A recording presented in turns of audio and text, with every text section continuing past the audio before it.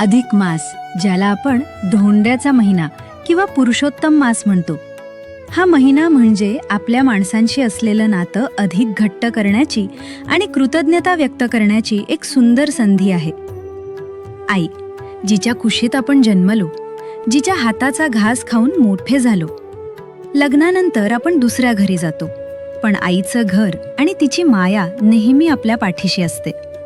या अधिक महिन्यात लेकीनं आईची ओटी भरायची असते. का माहित आहे? कारण ज्या आईनं आपल्याला आपलं सर्वस्व दिलं, तिला थँक्यू म्हणण्याची ही आपली एक साधी पण गोड पद्धत आहे.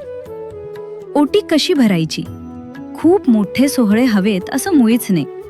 तुमची यथाशक्ती महत्वाची. एक सुंदर साडी किंवा अगदी ब्लाऊज पीस असला तरी चालतो.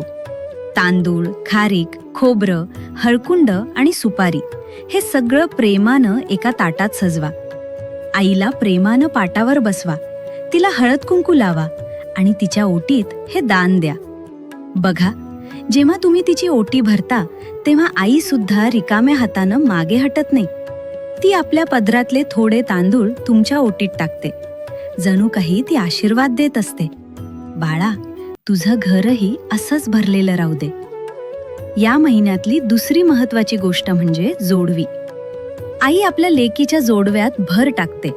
हे केवळ चांदीचं देणं घेणं नाही, तर लेकीचं सौभाग्य अखंड राहावं यासाठी आईनं केलेली ती एक प्रार्थना असते.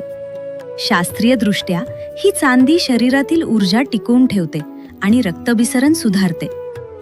काही जणींच्या मनात प्रश्न असतो, आमच्याकडे अशी पद्धत नाहीये. काही ठिकाणी लोक म्हणतात लेकीनं आईची ओटी भरू नये. पण खरं सांगू, एक विचार करा. आई लेकीच्या नात्यात हे जगाचं नियम कधीपासून आले?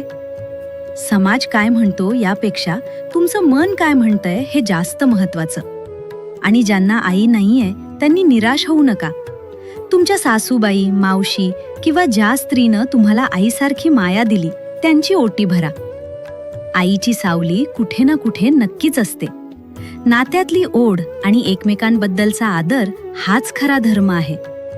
या अधिक महिन्यात आपल्या आईवडिलांच्या चेहऱ्यावर हसू फुलवा, कारण हीच खरी स्वामी सेवा आहे. माहिती आवडली असेल तर आपल्या मैत्रिणींसोबत हा व्हिडिओ नक्की शेअर करा आणि तुमच्या आईसाठी एक हार्ट कमेंटमध्ये नक्की पाठवा. श्री स्वामी समर्थ.